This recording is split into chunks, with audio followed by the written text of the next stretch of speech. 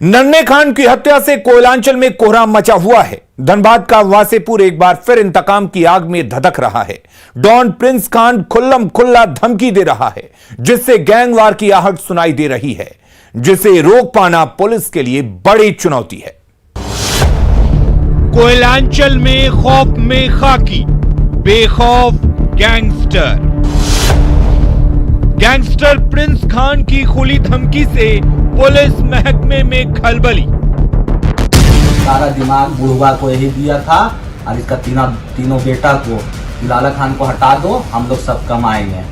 4 महीना इंतजार कर रहे थे, पता कर रहे थे कि मेन कौन है। डर से नहीं बैठे हुए थे, पता कर रहे थे कि मेन कौन है।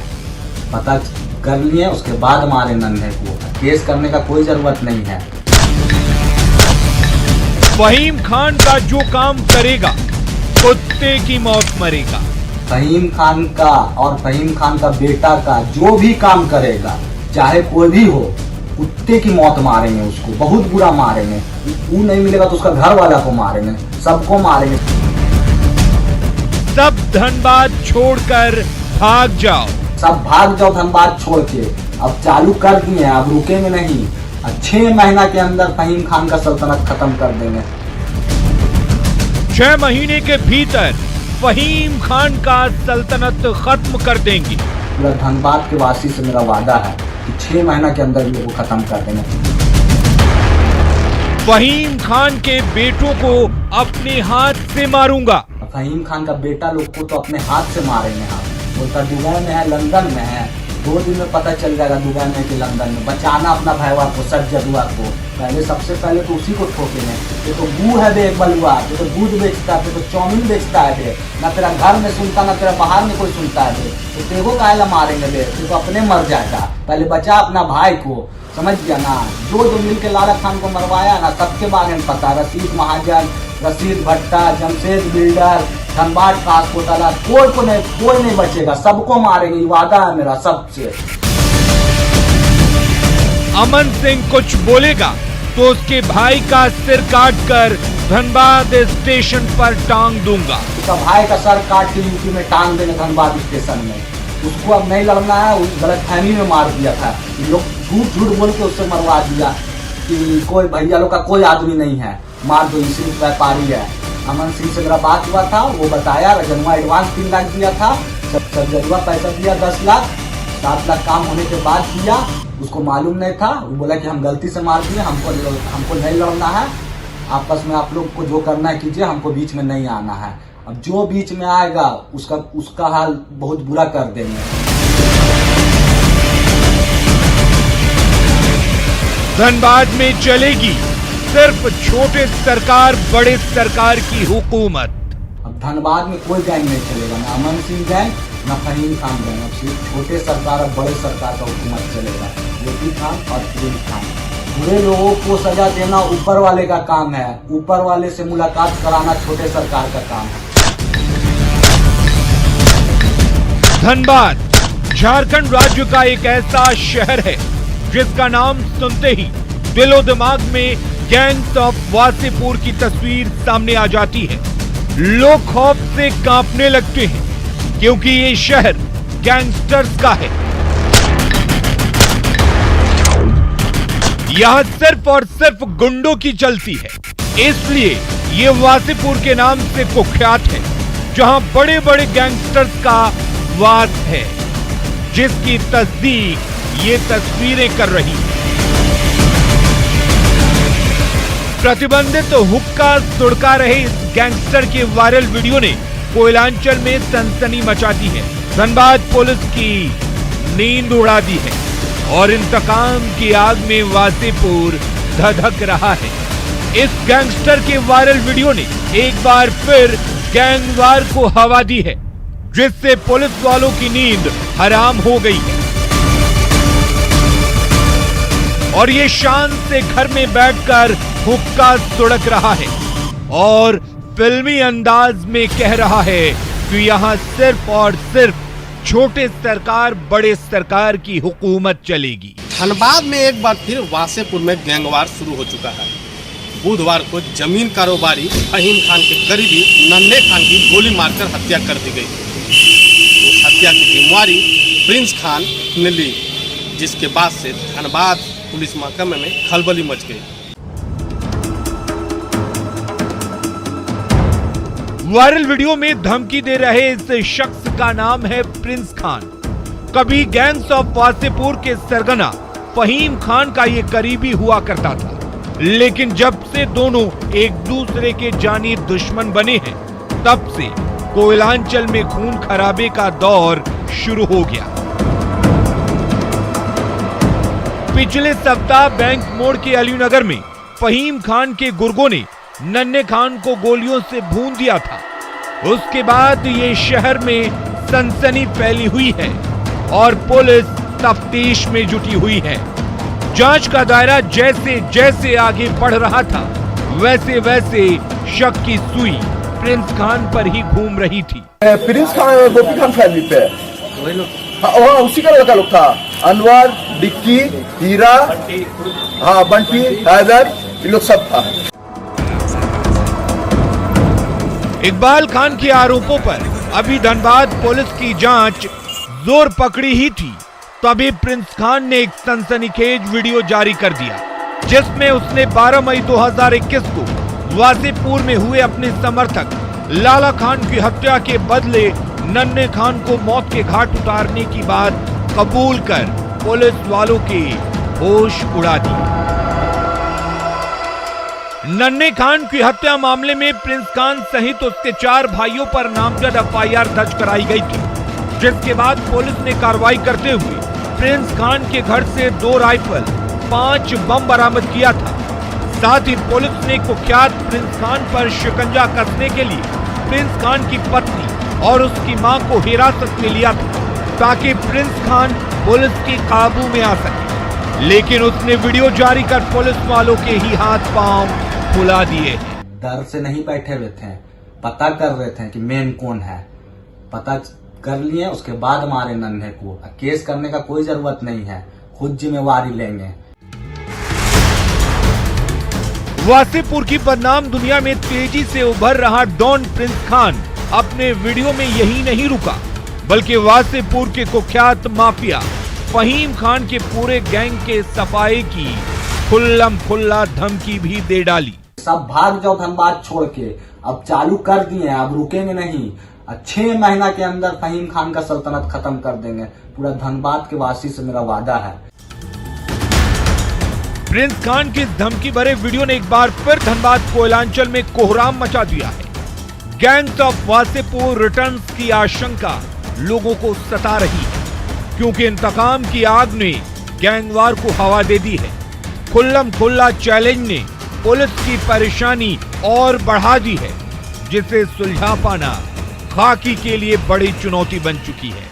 प्रिंस खान ने जो वीडियो जारी किया था, उसमें खुली चुनौती दी थी कि वासेपुर में एक बार फिर से गैंगवार वह शुरू करेंगे। अब पुलिस के लिए यह जरूरी हो गया है कि प्रिंस खान के इस मंसूबे को वह कैसे रोक पाए, जिसको लेकर धनबाद पुलिस लगातार छापेमारी कर रही है और प्रिंस खान को गिरफ्तार करने को लेकर हर जगह तलाशने में जुट गई है। संजय गुप्ता, न्यूज़ 18 धनबाद। वो डॉक्टर की पत्नी थी, पढ़ी लिखी थी, ब्यूटी पार्लर चलाती थी, समाज में रसूखदार थी, लेकिन लोगों को ब्लैक मैजिक के जाल में फंसाना उसकी फितरत थी और इसी काले जादू ने रिमझिम की जान ले ली। आखिर क्या है इस ब्यूटिशियन के मर्डर का स्याह सच? देखिए हमारी इस खास पेशकश तफ्तीश की ये सनसनीखेज। सुनिए। तो पूरे घटनाक्रम में 6 पात्र हैं। रोहित, जिनके साथ रिमझिम का संबंध था, ड्यू टू अब समझिए कि इसको रिलीजियस ट्रीटमेंट कहा जाए या अपने डिप्रेशन को दूर करने का तरीका कहा जाए, उस वजह से कमल, सूरज, पवन, रंजीत और राहुल यादव, इन सभी ने मिलकर मर्डर की प्लानिंग कर ली, लेकिन शूटर को हायर करने के लिए रोहित के पास पैसे नहीं थे। फिर रोहित ने दिमाग का घोड़ा दौड़ाया और रिमझिम के पास अपनी मजबूरी लेकर पहुंच गया। रिमझिम ब्याज पर पैसे भी देती थी। रोहित ने रिमझिम से 15% ब्याज पर 4 लाख रुपए कर्ज ले लिया। उसके बाद वो पैसा शूटर को दिया। रोहित ने रिमझिम को इस तरह अपने जाल में फंसाया और फिर जमीन दिखाने के बहाने उसे ब्यूटी पार्लर से अपनी गाड़ी में बिठा लिया। फिर दोनों प्लॉट देखने नौबतपुर पहुंच गए, जहां पहले से 2 शूटर मौजूद था। कमल वहाँ पहले से पहुंचा हुआ होता है। दोनों शूटर, जिसका नाम है राहुल यादव और रंजीत, वो भी पहले से पहुंचे हुए होते हैं और वहाँ पहले से प्लानिंग सेट थी, वहीं उसको गोली मार दी जाती है। इस तरह रोहित ने रिमझिम से पीछा छुड़ाने के लिए पूरी साजिश रची। इसका खुलासा करते हुए पुलिस ने हत्या में शामिल सभी 6 आरोपियों को गिरफ्तार कर लिया है। बड़ी बात ये है कि गिरफ्तार आरोपियों में से 3 साइंस ग्रेजुएट हैं।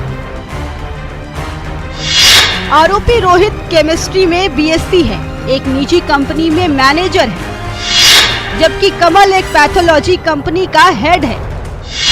वहीं सूरज के पास इंजीनियरिंग के साथ एमबीए की भी डिग्री है। शूटर रंजीत को पवन ने मर्डर के लिए सेट किया था, जबकि पवन आर्म्स एक्ट में पहले भी जेल जा चुका है। पवन ने ही मर्डर प्लान के लिए राहुल को शामिल किया था।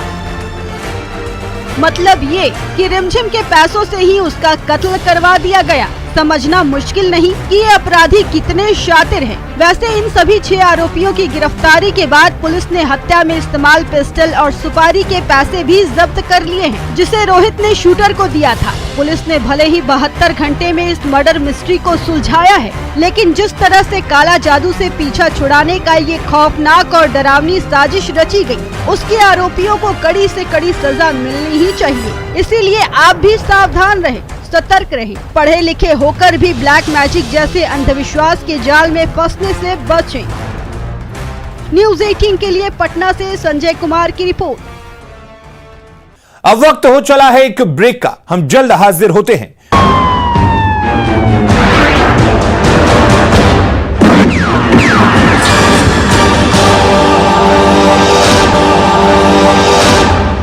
ब्रेक के बाद एक बार फिर से आपका स्वागत है।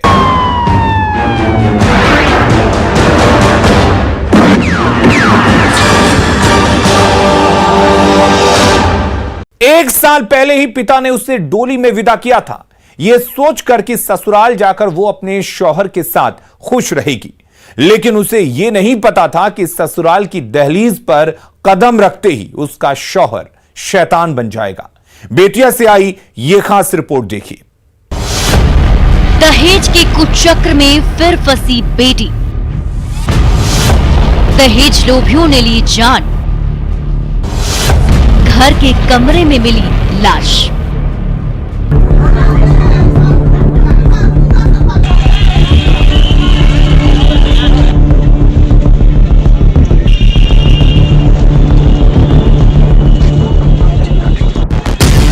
कंधे पर बेटी का जनाजा, लोगों की हुजूम। उस भीड़ में वो महिलाएं भी शामिल हैं जो हाथों में इंसाफ की तख्ती लिए सड़क पर उतरी हैं।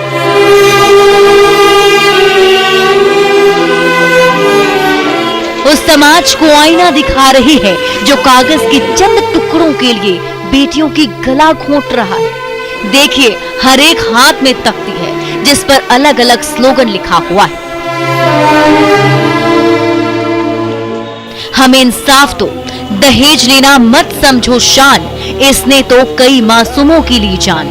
दहेज एक अभिशाप है। यह आक्रोश उस अभिशाप के खिलाफ है जो ना जाने कितनी जिंदगियों को बर्बाद कर चुका है, ना जाने कितनों का घर तबाह कर चुका है। हर रोज कोई ना कोई बेटी इसका शिकार हो रही है।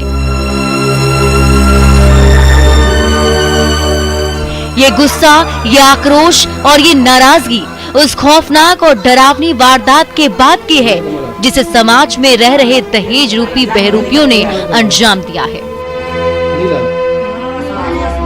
इतना परेशान हुआ है, बहन का जान मार दिया है सब, और जान मारने के बाद से थाना पर भी हम लोग गए हैं, वहाँ का थाना प्रभारी हम लोग को भगा दिया है और बूढ़ी को मारा है और बोला है 50,000 रुपये लाके दो तब तुम्हारे आगे कार्रवाई करेंगे हम, ठीक है, नहीं तो नहीं करेंगे। मृतक का नाम सब तमन्ना खातून है, उम्र 22 साल है। 22 साल है। सुन लिया आपने, जिस परिवार पर दुखों का पहाड़ टूटा है, जिस घर की बेटी का जनाजा कंधों पर है, उस परिवार से रामनगर थाने की पुलिस कार्रवाई के लिए 50,000 रुपए मांग रही है।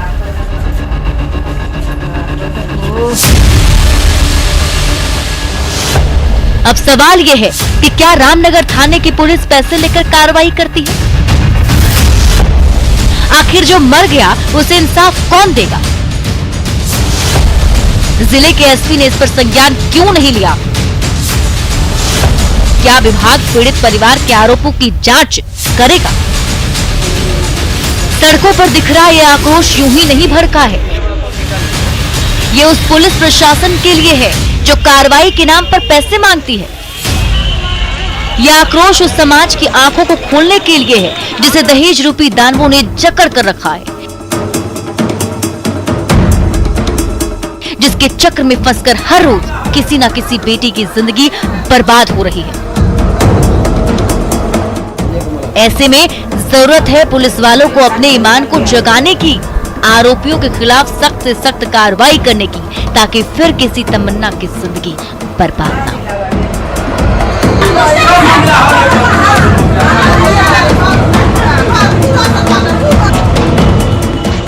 न्यूज़ 18 के लिए बेतिया से प्रफुल्ल की रिपोर्ट।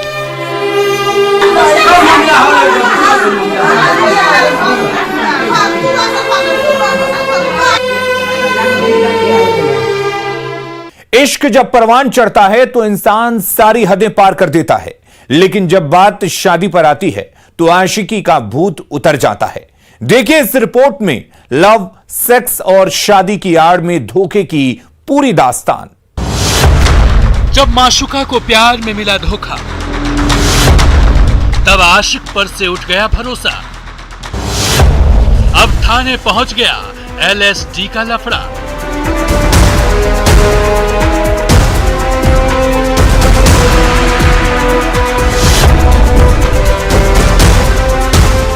पूर्णिया जिले के मुफस्सिल सहायक थाने के बाहर हाथों में आवेदन और आंखों में न्याय की उम्मीद लिए अपने पिता के साथ खड़ी ये नाबालिग लड़की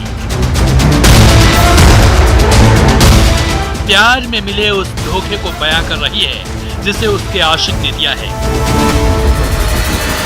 सिसक कर आप बीती बता रही है और पुलिस प्रशासन से इंसाफ की गुहार लगा रही है।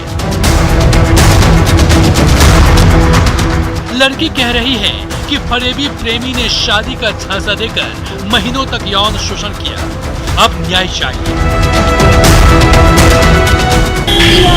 मेरे साथ जबरदस्ती हुआ यौन शोषण करने का, शादी का झांसा, झूठा झांसा दिलाया गया। कौन किया ये सब?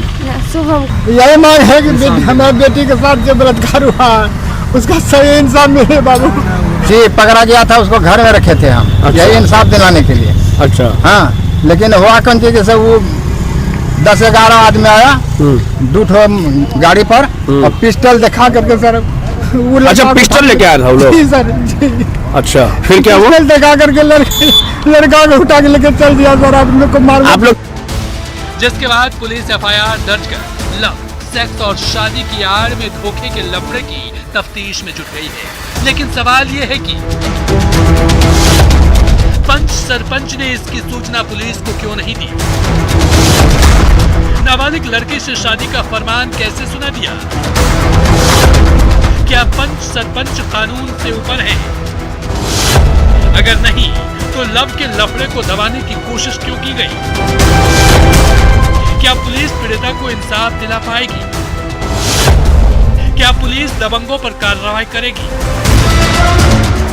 ऐसे कई सवाल हैं जिसके जवाब पंच सरपंच को देना ही पड़ेगा, क्योंकि मामला नाबालिग लड़की से जुड़ा है, मामला लव, सेक्स और धोखे से जुड़ा है। साथ ही मामला समाज के तथाकथित ठेकेदारों से भी जुड़ा है, जो जुर्म पर पर्दा डालने की हिमाकत करते हैं। ऐसे में देखने वाली बात होगी कि पुलिस आगे क्या एक्शन लेती है। न्यूज़ 18 के लिए पूर्णिया से कुमार प्रवीण की रिपोर्ट।